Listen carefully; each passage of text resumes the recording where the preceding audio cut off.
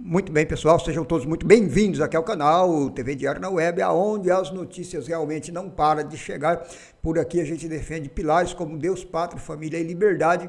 E você, meu amigo que é de direita, é realmente muito bem-vindo aqui no canal, tá bom? Aqui não tem enrolação, não.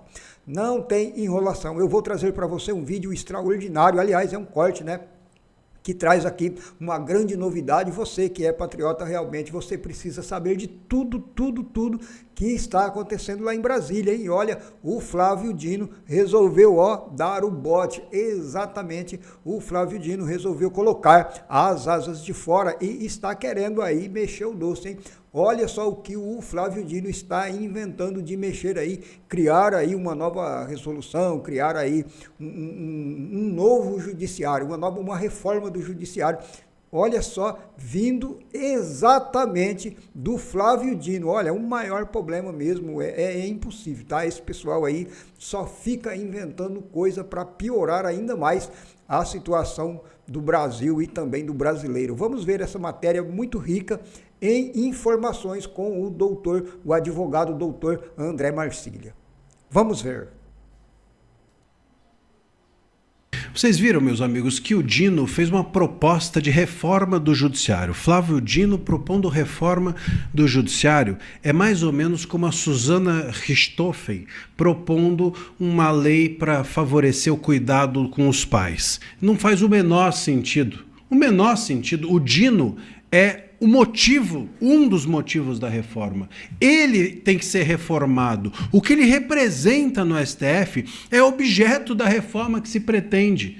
Fora que é um completo e total absurdo pensar que uma proposta de reforma do judiciário para ele não extrapolar os seus poderes parta do judiciário e não do legislativo, de onde as propostas têm de sair. Como é que o próprio judiciário fala assim, a gente está passando por cima aqui dos poderes, do Congresso, inclusive, então vamos parar com isso e vamos fazer uma reforma. Mas quem vai propor? A gente, o STF. Pô, então vocês estão passando por cima do Congresso para propor uma reforma que impeça que vocês passem por cima do Congresso? Isso é um negócio de maluco. O Dino propôs essa reforma num artigo que ele escreveu no ICL, que é um blog de esquerda. Tem até um apelido para esse blog. Se você procurar, não vou dizer aqui porque é proibido, mas tem até um apelido com essas iniciais do blog que, enfim, relacionam ele ao Lula, né? E o fato é que é um site petista e claramente que os petistas aderiram imediatamente às 15, eram 15 propostas, são 15 propostas do Dino. Óbvio que eram 13 e ele inventou duas só para não ficar chato, porque era o número do PT. E aí os petistas aderiram. Zé Dirceu, Gleisi. Imagina, a Gleisi, se ela leu a proposta. A Gleisi, se ela leu, não sei se ela sabe fazer isso, mas se leu, não entendeu. Pode ter certeza. E o Zé Dirceu, esse entende bem, esse é esperto. Mas eles aderiram por quê? Porque eles querem protagonizar esse debate. E quem mais aderiu? O Fachin. Por quê? Porque o Fachin também, digamos assim, que ideologicamente está próximo do Dino, da Gleisi e do Zé Dirceu. O Fachin sempre foi petista. Sempre a história dele é ligada às esquerdas. A gente sabe, é só procurar. E também porque o Fachin está querendo se acomodar, ele está querendo acomodar o seu burro próximo de qualquer holofote que trate desse tema. Como ele tinha dito que ele ia fazer com que o tribunal voltasse aos trilhos, qualquer um que propuser que o tribunal volte aos trilhos, ele vai lá e vai dar a mão. Ele não vai fazer nada, mas ele vai querer estar junto na foto, para não ficar chato para ele de não ter feito nada esse tempo todo, porque foi isso que ele fez, nada. Até agora, a única coisa que o Fachin fez foi sair na foto dos outros. Sempre que ele dá um passo em favor de fazer alguma coisa lá dentro, cortam-lhe as asas e cortam bem, viu? E cortam rapidinho. O Fachin não tem quem já não tenha dado um pito lá dentro do tribunal nele. Tanto que o apelido interno dele, dos próprios colegas dado a ele, é de Fraquim. Imagina só, então, como é que é a imagem do Fachin ou do Fraquim lá dentro. Meus caros, é o seguinte, uma reforma do judiciário só vai ser real, só vai ser efetiva se vier do legislativo. Não pode acontecer como fizeram com a regulamentação das redes sociais. Tem de vir do legislativo. Não é possível permitir que a esquerda, não é possível permitir que o STF e não é possível permitir que a base governista protagonize esse debate. Como, inclusive, aconteceu com a regulamentação das redes. É preciso que a oposição protagonize esse debate, que isso venha do legislativo e que isso venha, sobretudo, no ano que vem e não agora. E sabe por quê? Porque agora, meus queridos, agora a maioria do Congresso não é de oposição. A gente tem um Senado totalmente submisso, uma Câmara, infelizmente, totalmente submissa ou submetida pelo poder dos seus presidentes, os presidentes das casas muito próximos do STF, submetendo à vontade dos demais. Então a gente não tem hoje, dentro do Senado e dentro da Câmara, uma maioria de oposição ao sistema, ao establishment, ao status quo, a tudo que está aí. Não tem. Então é preciso isso ser formado. E quando que isso vai ser formado? Depois das eleições. Uma renovação do Senado, sobretudo do Senado, uma mudança no Executivo. Aí a gente começa a poder falar de reforma do Judiciário. Vocês entenderam? Se hoje for feita uma reforma, imagina a chance de dar certo uma reforma proposta pelo Dino e com um Congresso submisso ao STF aprovando. Claro que isso não vai dar certo. É óbvio que isso vai servir só como uma cortina de fumaça. A proposta de reforma do Judiciário tem de partir do Congresso e de um Congresso formado e renovado no ano que vem pela oposição. Aí sim é que pode dar certo. Não é o STF que tem que levar essa proposta adiante e submeter um Congresso já totalmente curvado. É o Congresso renovado do ano que vem que tem de fazer com que essa proposta seja levada adiante com força e coragem e aí submeter o STF. É isso que tem que acontecer. O STF tem de estar submetido à força da proposta do Congresso. E não o contrário. O caminho não é STF-Congresso, é Congresso-STF. Só isso é que vai fazer com que eu acredite numa reforma do Judiciário. De resto...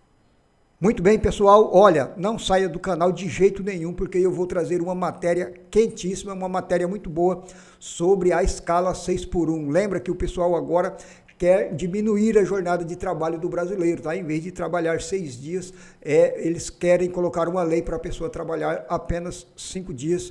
Aliás, na verdade, já não trabalha nem 6 mais, né? Na verdade, vamos ser sinceros, né? E querem diminuir ainda mais a jornada de trabalho. Então, eu não sei porque eu não trabalho. Eu nunca trabalhei com carteira registrada, né? A minha vida toda eu sempre fui autônomo, tá? Sempre fui autônomo, então eu nunca trabalhei. Mas quem trabalha é que tem que dar a opinião, tá? Você que trabalha, entre aqui nos comentários do vídeo, deixe aqui a sua opinião.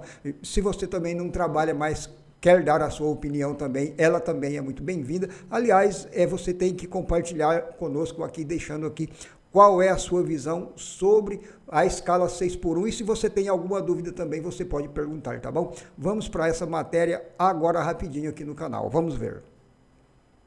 A Comissão de Constituição e Justiça, CCJ, da Câmara dos Deputados, admitiu nesta quarta-feira, dia 22, em matéria publicizada no portal Terra, a constitucionalidade da proposta de emenda à Constituição, chamada de PEC, que pretende reduzir a jornada de trabalho e acabar com a escala 6x1. O próximo passo será a criação de uma comissão especial para debater os pontos do projeto. Somente depois, caso o colegiado aprove, a proposta seguirá para a votação no plenário.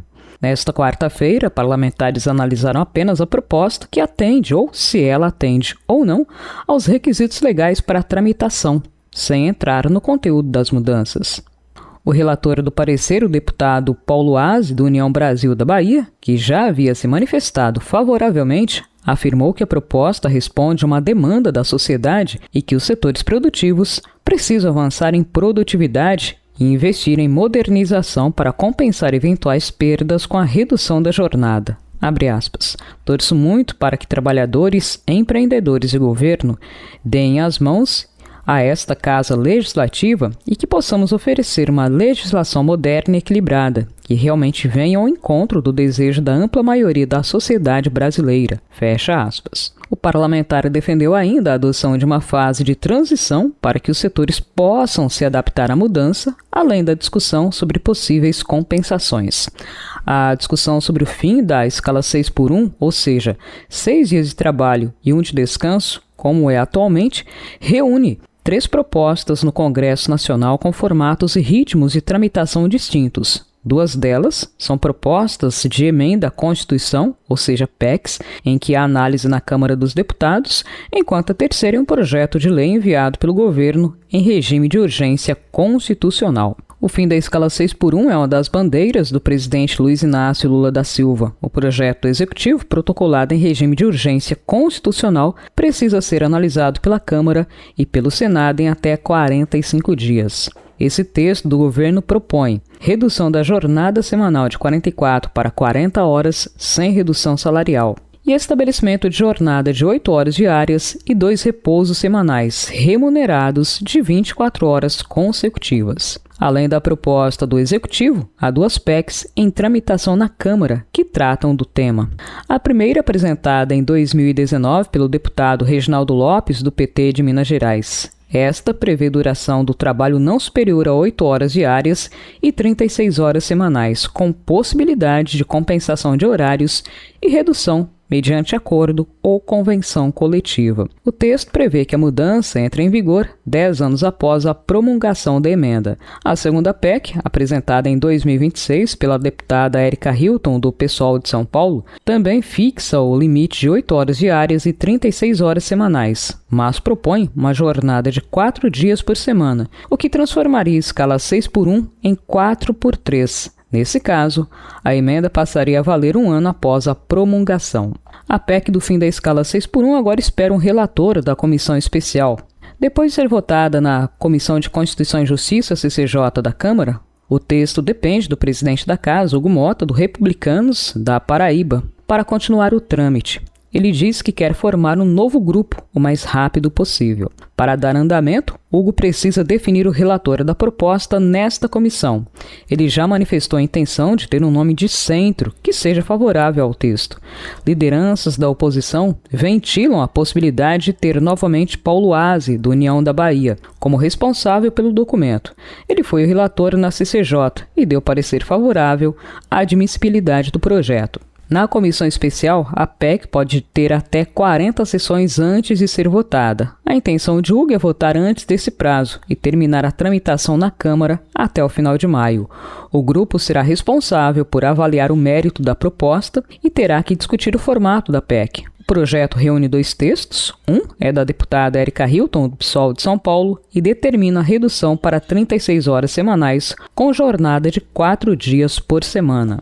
O outro é do deputado Reginaldo Lopes e prevê a redução para 36 horas semanais, com no máximo 8 horas diárias. Tanto a base do governo quanto os partidos do centro entendem que o ideal é uma redução para escala 5 dias de trabalho e 2 de descanso, com 40 horas semanais. A ASE também sinalizou nesse sentido e diz que recomendaria essa mudança para a comissão especial. Outros 2 pontos são debatidos na comissão especial: tempo de transição e incentivos fiscais. A PEC ainda não é clara sobre o momento em que passam a valer as mudanças. A proposta de Érica Hilton fala em 360 dias para aplicação da lei, depois de uma eventual sanção da lei. Já o texto de Reginaldo apresenta um período de transição de 10 anos. Caso o Aze seja escolhido como novo relator, ele já deixou claro que é preciso encontrar um meio termo de bom senso. Para o governo, seria importante que as mudanças tenham validade já a partir da aprovação. A pauta é um trunfo do Planalto em busca de uma reeleição de Luiz Inácio Lula da Silva do PT para um 4º mandato. Informações do site Hora Brasília. O governo de Luiz Inácio Lula da Silva confirmou que a contratação de cruzeiros para a COP30 envolveu uma empresa ligada a um sócio do banqueiro Daniel Vorcaro, dono do Banco Master. A operação, conduzida por meio da Embratur, custou 350,2 milhões de reais e, segundo o Planalto, seguiu todos os trâmites legais e teria sido aprovada pelo Tribunal de Contas da União. o TCU. A Secretaria Especial da COP30, vinculada à Casa Civil, utilizou a Embratur para viabilizar o fretamento de navios que serviram de hospedagem para delegações internacionais em Belém. A estatal não realizou a contratação direta das operadoras marítimas e optou por intermediar o serviço por meio da Qualitours, agência de turismo e turismo limitada, responsável por firmar acordos com a MSC Cruzeiros e Costa Cruzeiros. A Qualitours pertence ao empresário Marcelo Cohen, apontado como sócio de Vorcaro, empreendimento hoteleiro de alto padrão em Campos do Jordão. A relação empresarial insere o contrato no centro do debate político, diante do envolvimento recente do Banco Master em investigações conduzidas por autoridades federais. Em nota, a Embratur afirmou que a contratação ocorreu por chamamento público e destacou que o modelo foi considerado mais vantajoso do que a contratação direta. O TCU validou a fundamentação técnica, jurídica e estratégica da operação no Acórdão 756 de 2026 e concluiu que a solução adotada apresentou melhor relação custo-benefício diante das alternativas disponíveis. O caso foi relatado pelo ministro Bruno Dantas, que apontou a escassez de hospedagem no Pará e a natureza atípica da demanda como fatores determinantes para a escolha do modelo. Mesmo com aval técnico, a conexão entre os envolvidos mantém o contrato sob pressão política e amplia o escrutínio sobre decisões de alto valor em ano pré-eleitoral. Muito bem, pessoal, vocês viram aí a matéria muito rica em informação. Agora eu quero saber a sua opinião, né? Eu quero que você entre aqui no canal e deixe aqui a sua opinião e ainda, eu quero pedir para você que é de direita, você que é patriota, deixar a sua opinião aqui nos comentários do vídeo. E não é só isso, hein? Eu quero pedir para você se inscrever também aqui no canal e quero pedir para você deixar o like aqui para dar aquela moral para nós, tá bom, pessoal? Eu tô indo embora, mas eu volto no próximo vídeo. Na próxima edição eu tenho aqui um assunto importantíssimo que eu quero tratar com vocês aqui no canal, tá bom? Deixo a todos um grande abraço, eu estou indo embora, mas eu volto no próximo vídeo, se Deus assim nos permitir. Tchau!